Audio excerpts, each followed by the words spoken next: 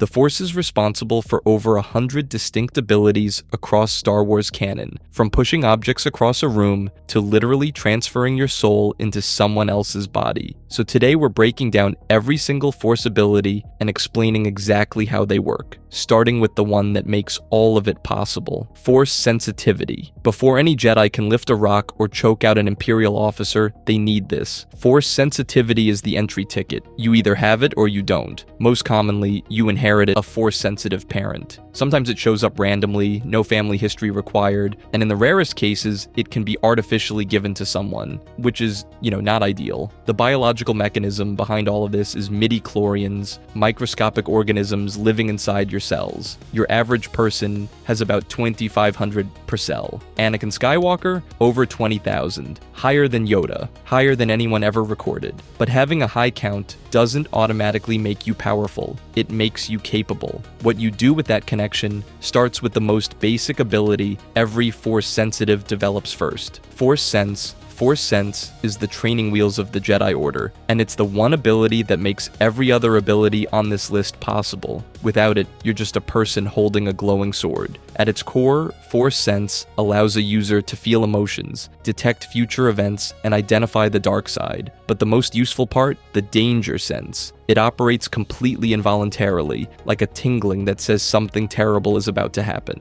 Yoda used exactly this to survive Order 66, sensing the clone troopers' betrayal before a single shot was fired. But perhaps the most impressive demonstration belongs to Kanan Jarrus, who, after being permanently blinded, developed his Force sense to the point where he could fight in complete darkness. No eyes, zero problem. But if sensing danger is impressive, wait until you see what happens when Force users start moving things with their minds. Telekinesis. Telekinesis is the Swiss Army knife of Force abilities. It's the one power that literally every Force user picks up, and for good reason. The concept is simple. Move things with your mind instead of your hands. But here's the thing. It doesn't care how big you are or how much you can bench press. Telekinesis runs entirely on willpower, which is why a tiny green creature who weighs about as much as a medium dog can rip an X-wing out of a swamp. The three building blocks are Force Push, Force Pull, and Force Grip. Every fancy application you've ever seen, crushing droids, yanking someone's weapon out of their hands from across a room, all of it traces back to those three basics. Sufficiently skilled users can even manipulate liquids and explosive forces, which is, not ideal for whoever's standing nearby. But if moving objects around sounds impressive,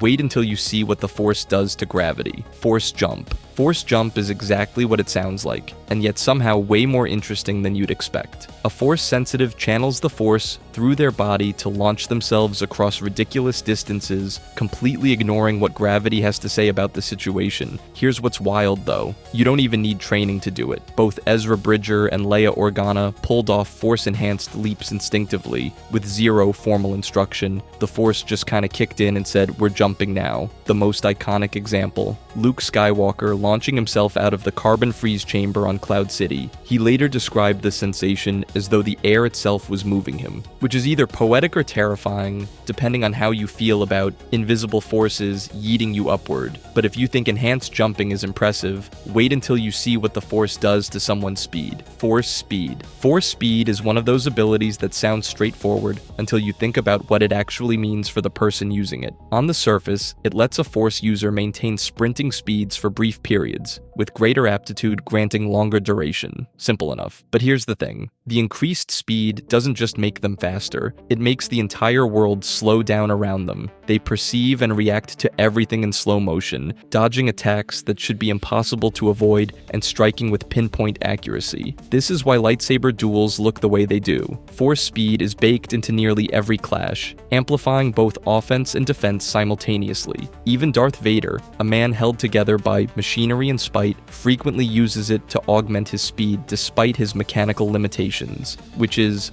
terrifying. But if moving fast is impressive, wait until you see what the Force can do to someone's mind without them even knowing. Mind Trick, this is the one your mom knows about. Even people who've never seen Star Wars can do the hand wave, but most people don't think about what's actually happening here, because it's genuinely unsettling. Mind Trick lets a Force user rewrite someone's thoughts and bend their will. It works best on the weak-minded. isolated, and certain species like Hutts and Toydarians are completely immune. You could wave your hand at Watto all day, and he'd just stare at you like you owed him money. The Jedi call this a peaceful negotiation tool, which is a lovely way of saying I'm rewriting your brain so I don't have to fight you. Obi-Wan convinced stormtroopers they weren't looking for the droids. Those troopers walked away fully believing thoughts that weren't theirs. That's not diplomacy, that's polite mind control. But at least Mind Trick leaves you alive. The next ability doesn't even guarantee that. Force. Choke. Telekinesis is versatile. You can push, pull, lift, throw. But if you take that same power and wrap it around someone's throat with the specific intent to watch the life drain out of their eyes, now you've got Force Choke. This is a dark side specialization where the user strangles a victim, usually with that iconic claw-like hand gesture. It works as both a killing technique and a psychological terror tool. You don't just die, you die knowing exactly who's doing it and that they could stop at any moment but won't. Darth Vader turned this into an art form. He killed Admiral Ozzel through a view screen while sitting in his meditation chamber on an entirely different ship. No line of sight, no proximity, just pure dark side reach. The only limitation is concentration. Break focus, and the target goes free. But if choking people through a screen is unsettling, wait until we get into what the Force can do when it's inside your head. Telepathy. Most Force abilities are loud. Lightsabers hum, lightning crackles, objects go flying across the room. Telepathy is the opposite, completely silent, completely invisible, and honestly one of the most overpowered things in the entire Force toolkit. It allows Force users to transmit thoughts, emotions, and information directly into someone else's mind. No comms, no signals to intercept, no frequency to jam, just pure undetectable communication. Unlike a Force bond, which is a permanent, often involuntary connection between two people, telepathy is deliberate. You choose when to use it, who to reach, and what to send. Jedi used it to coordinate in combat. Sith used it for covert manipulation. The Force doesn't care about your alignment when you're just sending a text message with your brain. Range varied wildly. Luke projecting his distress to Leia across Cloud City remains the most famous example, reaching someone with zero formal training. Not ideal for subtlety, but extremely impressive as raw power. But if telepathy lets you talk without speaking, the next ability lets you heal without medicine. Force healing. Force healing is one of those abilities that sounds straightforward until you realize it's basically a transaction. You're not casting a spell, you're pouring your own life energy into someone else's wound, and that vitality has to come from somewhere. The user places their hand over the injury, channels the Force, and the flesh mends. Sometimes there's a blue-white pulse, sometimes a golden glow, sometimes nothing visible at all, but the cost is always there. Normal healing can be recovered through rest and meditation. Resurrection, though? That's a completely different price tag. Ben Solo used Force healing to bring Rey back from the dead, and the amount of life energy required to pull that off drained him entirely. He died, which is, not ideal. On the flip side, Darth Sidious achieved similar results through Force drain, stealing health from others rather than offering his own. Same outcome, opposite philosophy. But if transferring life force sounds dangerous, wait until you see what happens when the Force gets weaponized into pure electricity. Force lightning. This is the one everybody pictures when they think of the dark side, and honestly, it earns that reputation. Force lightning is a raw discharge of electrical energy fired directly from the practitioner's hands, and it can kill, disfigure, cause unimaginable pain, or straight up disintegrate a target. It can also destroy starships and physical objects, parry other Force abilities, or stun opponents into submission, which is, not ideal if you're on the receiving end. It's most commonly associated with Sith Lords, and Palpatine frying Luke Skywalker in Return of the Jedi basically cemented it as the iconic dark side power. But here's the thing, the Jedi Order banned it, sure, but ancient Jedi actually used it against the Sith. So the real question isn't whether it's evil, it's whether the technique itself is inherently dark or just a tool that dark people happen to love using. But even if you could survive a full blast of Force lightning, that doesn't mean you could do anything useful with all that energy, unless, of course, you knew how to absorb it. Force absorption. Every Jedi initiate learns this one on day one. Tudaminis, as the Order officially classified it, is the foundational defensive technique that allows a Force user to draw harmful energy into their body and either diffuse it or channel it away completely. Heat, electricity, electromagnetic radiation, even hard radiation like gamma rays. all fair game, but here's the thing. While every Jedi student gets the basics, actually dissipating concentrated energy like a blaster bolt or a lightsaber blade is extraordinarily rare. Most Jedi never get there. The ones who do essentially turn enemy attacks into fuel.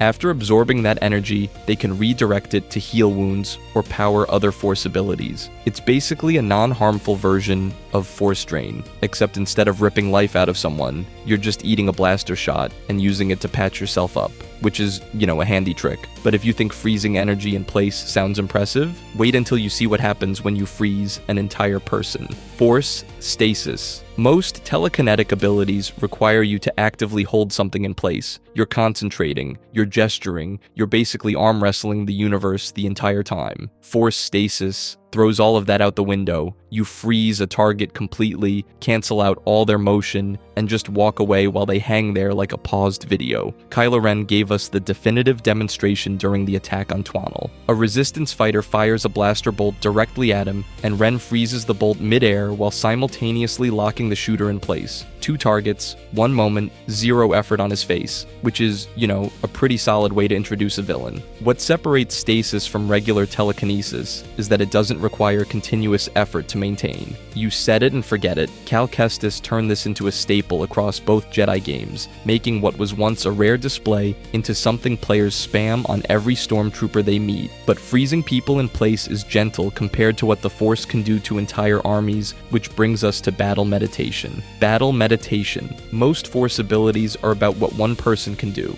Battle meditation is about what one person can make an entire army do. It's a rare Force ability that links minds together for coordinated action at scales that should be physically impossible. During the Valo atrocity, Porter Engle used battle meditation to unite other Jedi so they could fly starfighters in synchronized formation with him. No verbal communication, no hand signals, just pure Force-linked consciousness piloting ships in perfect unison. Adigalia pulled off something similar during the Clone Wars, employing battle meditation while piloting her Delta 7B alongside a V-19 Torrent in active combat. So she's flying, fighting, and psychically networking with other pilots simultaneously, which is, casual. The ability is exceptionally rare, and for good reason. Turning the Force into a tactical communications network for an entire fighting force requires mental discipline most Jedi never come close to achieving. If anyone's going to mentally coordinate an army, it's the 900-year-old green guy. But if coordinating sentient minds sounds impressive, wait until you see what the Force can do with creatures that don't even speak. Animal Bond. Most Force abilities are about dominating something,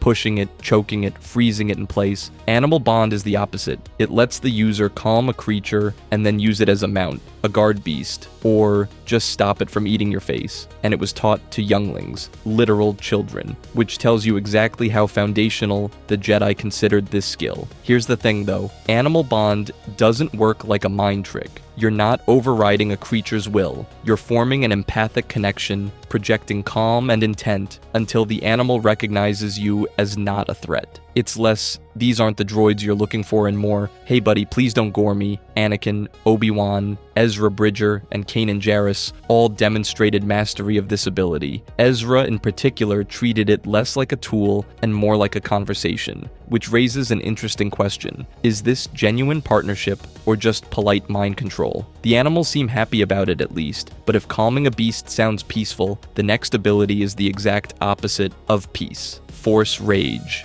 Force Rage is essentially the dark side's version of a pre-workout supplement, except instead of creatine and caffeine, you're fueling yourself with your deepest fears, pain, and hatred, which is, not ideal. The user channels all that negativity into pure concentrated rage. Strength, speed, agility, endurance, ferocity, all cranked to the absolute maximum. For a brief window, you become a nearly unstoppable force of destruction. But here's the kicker. Your body literally cannot handle it. The moment the rage fades, you're left completely drained. Exhaustion, depression, physiological damage, the works. In Jedi Outcast multiplayer, using Force Rage would actively eat away at your health while active, and once it ended, your character slowed to a crawl. And if a light side user taps into it, it can sever their connection to the light entirely. entirely. It's a power that gives you everything in the moment and takes twice as much when the bill comes due. But if Force Rage borrows power from your own body, the next ability just takes it from someone else entirely. Force Drain. Remember Force Healing? How a Jedi pours their own life energy into someone else to mend their wounds? Force Drain is that, but in reverse, and way worse. Instead of giving, the practitioner takes. They rip the life energies from another person and absorb it directly into themselves, strengthening their connection to the dark side in the process. A Jedi sacrifices their own vitality to save someone. A Sith just takes yours. Here's where it gets genuinely terrifying though. Sith Lords used this technique to extend their lives for centuries beyond their natural expiration. Not decades, centuries. They'd siphon life from captives to keep themselves alive long past when their bodies should have given out. Darth Sidious took it further, using Force Drain to actively restore his own health by ripping it from others, which is, not ideal for the others. The philosophical gap here is massive. Light side healing costs you something. Dark side healing costs everyone else. But if draining someone's life force sounds invasive, wait until you hear about a power that lets you rip memories straight out of objects. Psychometry. Most Force abilities are about projecting outward. Pushing, pulling, choking, all that fun stuff. Psychometry is the opposite. You touch an object and the object talks back. A Force user grabs something, a weapon, a piece of clothing, anything, and they're hit with visions. Distorted sight, warped sound, raw emotions, all belonging to whoever held that object before them. You're not just learning about the past, you're experiencing it. Every sensation the previous owner felt floods into your brain like a bad dream you can't wake up from. Jedi Master. Quinlan Vos was the poster child for this ability, using it to track targets across the galaxy like a Force-powered bloodhound. Personal items gave the clearest readings, while objects handled by multiple people turned into static. But here's the dark part. If the object was used for something horrible, the experience doesn't just show you what happened, it contaminates you. Dark side residue seeps in through the vision, and dark side practitioners skipped objects entirely, ripping memories straight from living brains, which is, not ideal, but if touching dead objects sounds disturbing, wait until you hear about Jedi who could make plants attack people. Plant Surge. Most Force abilities are about destruction or manipulation.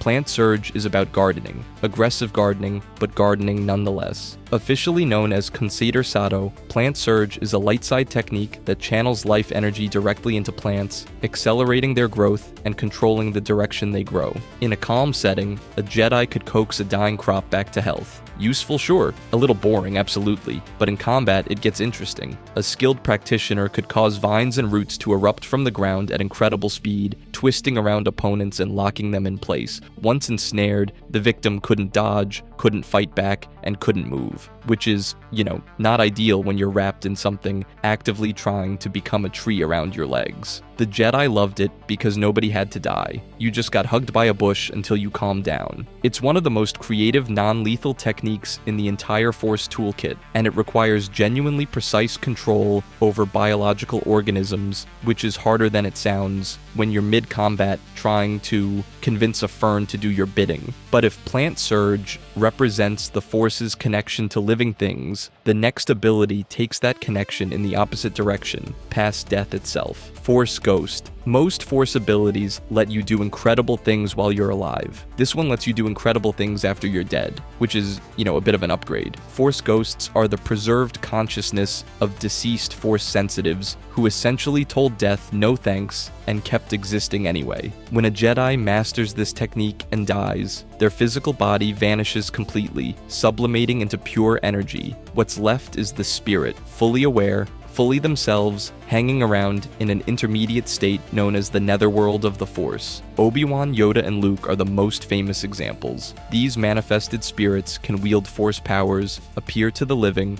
and travel instantaneously to any point in the galaxy by sheer force of will. Here's the thing though, this knowledge is only accessible to those who fully embrace the light side. Some Sith figured out similar tricks through essence transfer, but the pure version of spiritual immortality remains a light side exclusive. But if you think preserving your consciousness after death sounds extreme, wait until you hear about the ability that killed Luke Skywalker before he even became a ghost. Force projection. This is the ability that killed Luke Skywalker. Not in some metaphorical poetic sense. It literally drained the life out of him. Force projection allows a Force user to create an illusory copy of themselves and transmit it across vast distances. We're talking light years. The user pours their living Force into the cosmic Force, generating a simulacrum so convincing it can fool sensors, droids, and even other Force users standing right in front of it. Here's the thing. The projection isn't really there. Luke's simulacrum on Crait walked through every weapon the First Order had without a scratch. Kylo Ren swung a lightsaber through him. Nothing. He even projected a younger appearance and a lightsaber he didn't actually possess anymore. The illusion was that complete, but the cost is obscene. Kylo told Rey she would die if she attempted it. Luke managed to pull it off from Ahch-To all the way to Crait, bought the Resistance time to escape,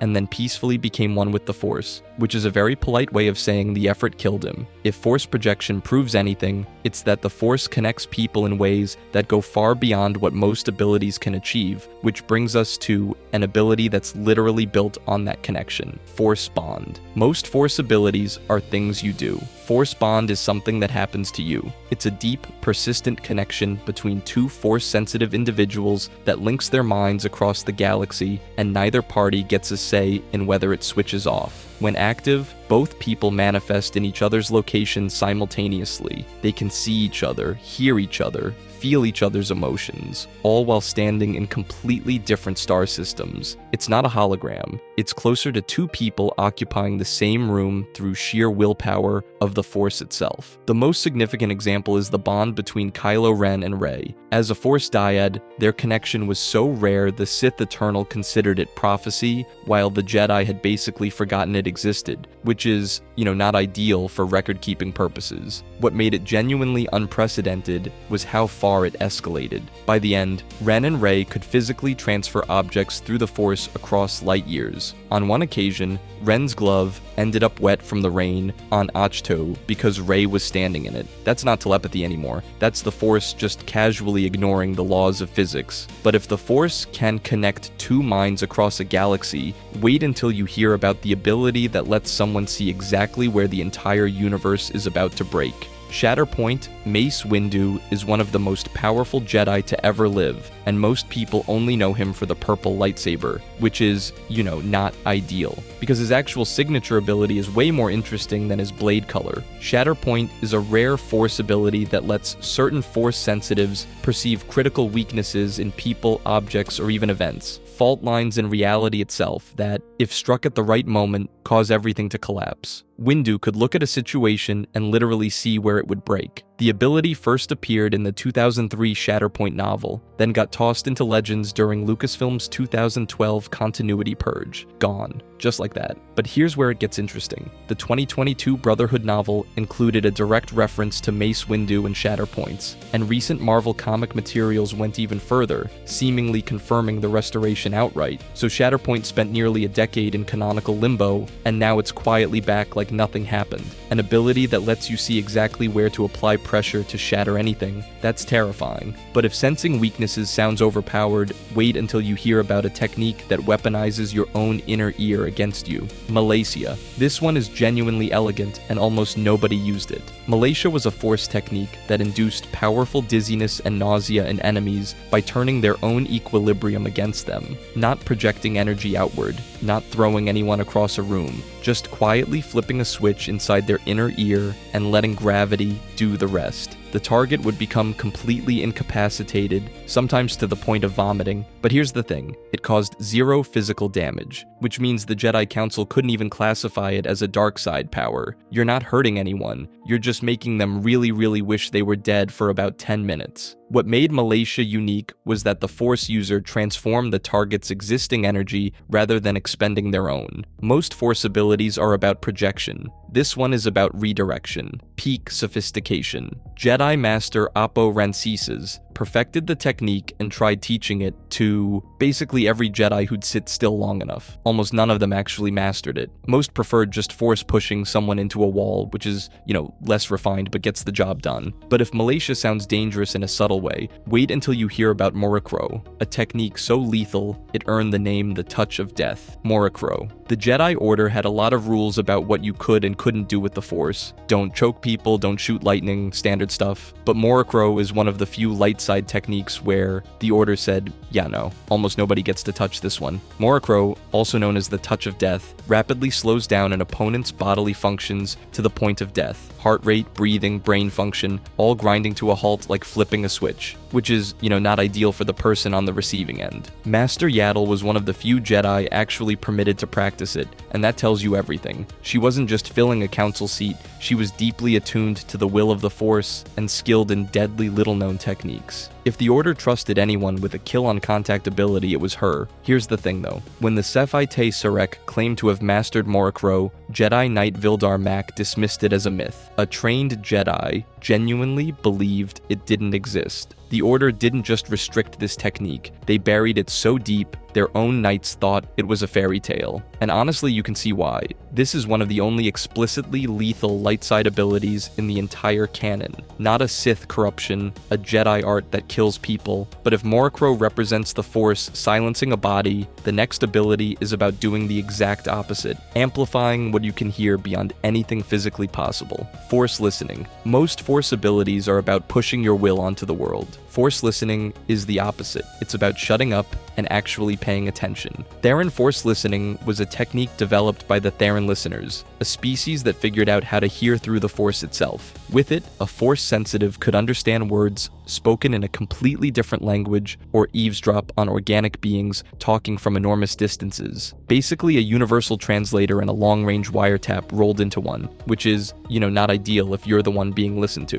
Jacen Solo learned the technique directly from the Therans themselves after the Yuuzhan Vong War, spending time with their culture and picking up an ability no Jedi had ever formally taught. His sister Jaina later learned it too. What makes this one interesting is that it wasn't invented by the Jedi or the Sith. It came from an entirely separate Force-using culture that developed a technique perfectly suited to their own needs. The Jedi just borrowed it. Or more accurately, one Jedi showed up, thought it was cool, and brought it home like a souvenir. But if you think listening to someone is unsettling, wait until you hear about the Force power that kills people just by looking at them. Deadly Sight, you can Force choke someone. You can electrocute them with lightning. But what if you could just look at somebody and they burst into flames? That's Deadly Sight.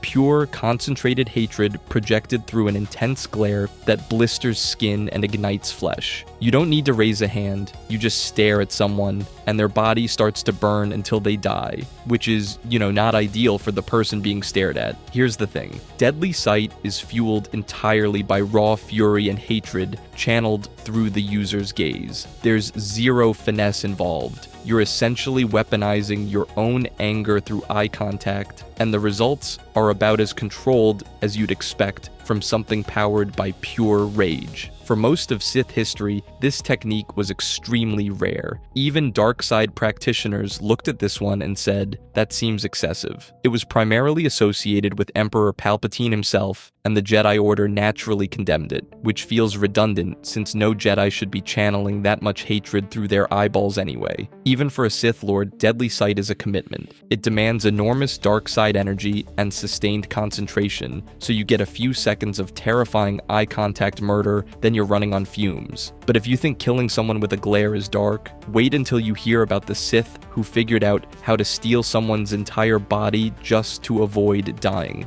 Essence Transfer. This is the big one. The final boss of dark side abilities. Essence Transfer is exactly what it sounds like. You rip your consciousness out of your own body and shove it into someone else's, which is, not ideal for the person already living in that body. Ancient Sith Lords used this technique to cheat death over and over again, haunting their tombs for centuries, and possessing anyone unlucky enough to stumble across their sarcophagi. If the invading consciousness was powerful enough, it could straight up override and expel the original mind. Your body's not yours anymore. You're just gone. Here's the kicker though. The practitioner's own body disintegrates when the power is invoked. One-way ticket every single time. But the most ambitious practitioners figured out the ultimate workaround. They combined essence transfer with advanced cloning technology, hopping from body to body across generations. Immortality through an endless supply of spare vessels. Not exactly the noble path to transcending death that the Jedi had in mind, but effective. And that's every Force ability in Star Wars. From pushing rocks with your mind to literally stealing someone's body to live forever. The Force is somehow both a beautiful cosmic energy field and the most terrifying weapon in the galaxy, depending entirely on who's using it. If you enjoyed this video and want to see more, click the video on the screen now.